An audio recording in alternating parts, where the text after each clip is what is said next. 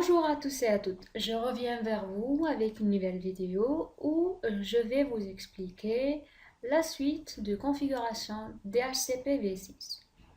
Donc dans cette partie de ce cours, de ce workshop, donc on va parler de la configuration de DHCP, serveur DHCP V6 avec état ou en anglais stateful. DHCP V6 stateful. Donc, dans l'option de serveur DHCP-V6 stateful, donc le routeur doit informer la hôte que pour qu'elle obtienne son adressage IPv6, elle doit contacter un serveur DHCP-V6 pour obtenir toutes les informations d'adressage réseau IPv6 nécessaires, telles que le réseau dont elle appartient, le préfixe, le serveur DNS s'il y a, le nom de domaine s'il y a, etc. Donc toutes les informations. Dans le schéma suivant, ce que je vais configurer ce routeur-là qui est le routeur 2 en tant que le serveur DHCP-V6 qui va fournir à la hôte PC1 et à l'interface de ce routeur-là leur adresse IPv6. Donc, ça sera le routeur qui fera cette tâche-là.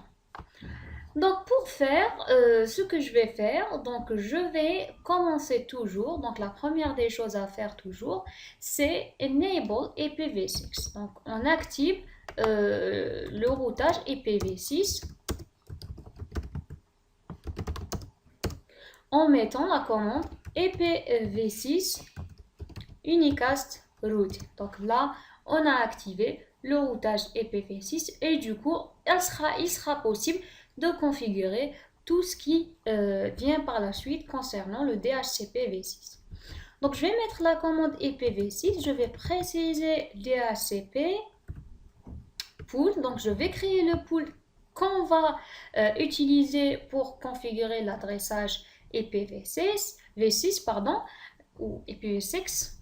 Donc, on va nommer le pool. Donc, on va le nommer IPv6 RSE donc stateful. Comme prochaine tâche que je devrais faire, donc là, on est rentré dans le pool. Donc, je vais configurer les informations qui concernent ce pool. Donc, la première information que je dois préciser, c'est le préfixe. Donc, adresse préfixe. Donc, le préfixe que je vais utiliser, c'est le même préfixe qu'on a utilisé dans la vidéo précédente. Si vous ne l'avez pas encore vu, je vous invite à la voir pour comprendre le IPv6 stateless. Donc, je mets 2001 db8 2.a4 2.1 2.2./64. Donc là, j'ai défini le préfixe qu'on va utiliser. C'est un préfixe avec un /64 et avec adresse, donc l'adresse d'apprentissage A4, db8 A4.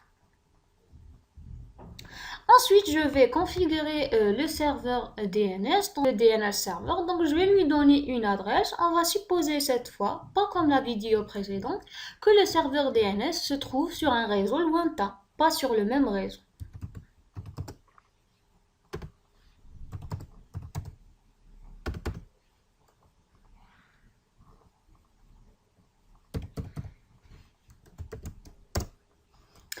Ensuite, je vais donner le nom de domaine. Donc, je vais donner le domaine name. Donc, toujours rse-iniv-alg1.dz. Sur ce, j'ai fini de fournir les informations que j'ai jugées nécessaires pour ce réseau qui se compose de l'adresse du préfixe, le DNS serveur et le nom de domaine. Bien évidemment, lors de l'attribution des adresses, donc, il va attribuer une adresse qui appartient à ce préfixe-là au nœud concerné. Donc, je vais sortir du pool et je vais me diriger vers l'interface Gigabyte Ethernet que je vais configurer pour diffuser des adresses IP V6 stateful à son voisinage ou à son réseau local LAN. Donc je vais commencer par lui donner une adresse IPv6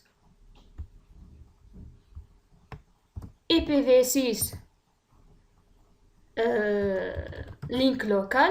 Donc je vais donner FE 82.2.1 par exemple.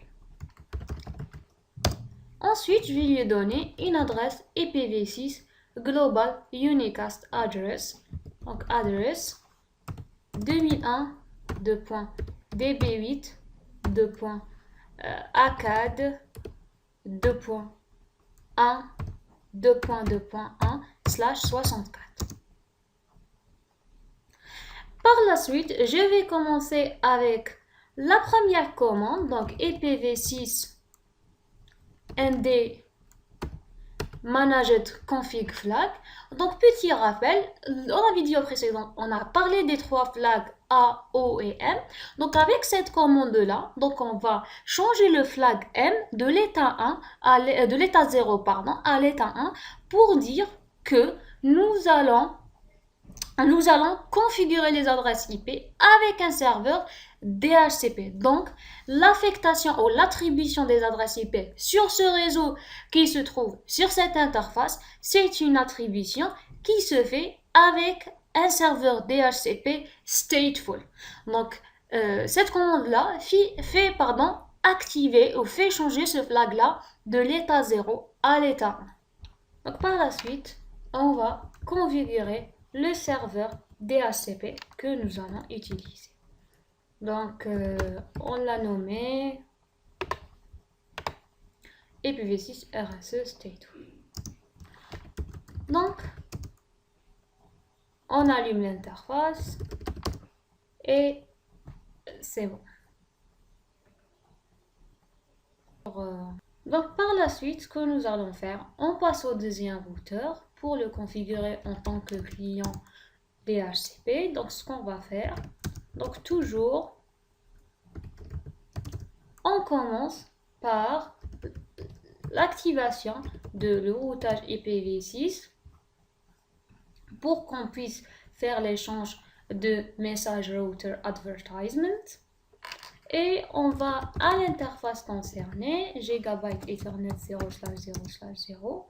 Nous allons activer IPv6 sur cette interface et pour qu'elle puisse prendre une adresse globale unicast, et nous allons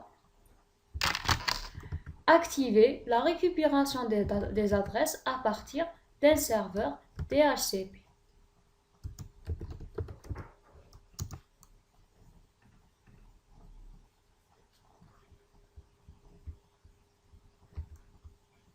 Sans oublier, on devrait allumer l'interface.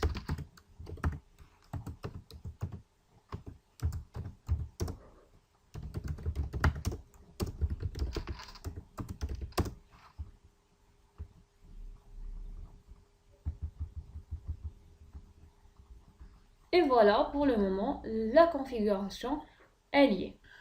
Donc voilà, c'est tout pour ce qui concerne la configuration de serveur DHCP V6 sur un routeur Cisco. Bien sûr, là on a travaillé avec la configuration simulée sur Packet Tracer. Malheureusement, il y a une commande que je n'ai pas pu mettre sur le serveur et vous montrer sur ce routeur, sur cette iOS de routeur qui est mise sur cette version de Packet Tracer, qui est la commande que je vais noter ici, donc sur cette vidéo, c'est IPv6 ND prefix default no autoconfigure. Donc cette commande là, ça permet de configurer le flag A qu'on a parlé, c'est address autoconfigure pour les stateless DHCP configuration ou stateless address configuration. Donc cette commande là qui est ipv6 nd prefix default no autoconfig, donc ça permet de changer l'état du flag de l'état 1 à l'état 0. Donc l'indicateur A, donc il peut être laissé à 1 comme nous avons fait, mais certains systèmes d'exploitation tels que Windows, sur ce système d'exploitation, ça va créer un conflit parce que le système va chercher à autoconfigurer l'adresse globale, Global Unicast Address, en se basant sur le préfixe qui a été échangé. Donc, manuellement changer ce flag ou ce bit de 1 à 0 va nous aider à mieux configurer les adresses IP pour tout système d'exploitation. Bien sûr, là, on simule un système d'exploitation Windows d'après les adresses et les configs qu'on voit. Donc, si dans votre cas, l'adresse IP en cliquant le bouton DHCP V6 ne s'affiche pas, ne paniquez pas. Ce n'est pas une faute de la configuration, mais c'est juste que ça n'a pas été possible de la configurer sur le simulateur avec la configuration que j'ai mise sur cette vidéo. Donc, je vous remercie pour votre attention. J'espère que la vidéo a été claire. Juste une petite remarque. Donc, voilà. Donc, je vais juste afficher les résultats. Donc, configure, interface, pardon, configure. Donc, je vais, non, pas là. Donc, je vais show IPv6 address, IPv6 interface brief. Et on trouve que le serveur, le routeur client a bien reçu l'adresse IP lorsqu'on l'a configuré comme client qui reçoit une adresse autoconfigurée à partir des liens. Aussi sur ce routeur, donc on peut afficher show IPv6 DHCP binding et nous allons voir les clients et les adresses qui ont été configurées. Bien évidemment, cet affichage là il est vraiment minimal par rapport au affichage réel sur un routeur réel. Donc là, on trouve les adresses qui ont été affectées et les clients quand on leur a affecté ces adresses-là. Une autre commande qu'on peut utiliser c'est show IPv6 DHCP pool. Donc là, ça nous affiche donc le réseau, le préfixe, pardon, et le nombre de clients qui existent, le nom de domaine, DNS, etc. Donc, sur ce, je vous remercie pour votre attention. À la prochaine vidéo. Au revoir.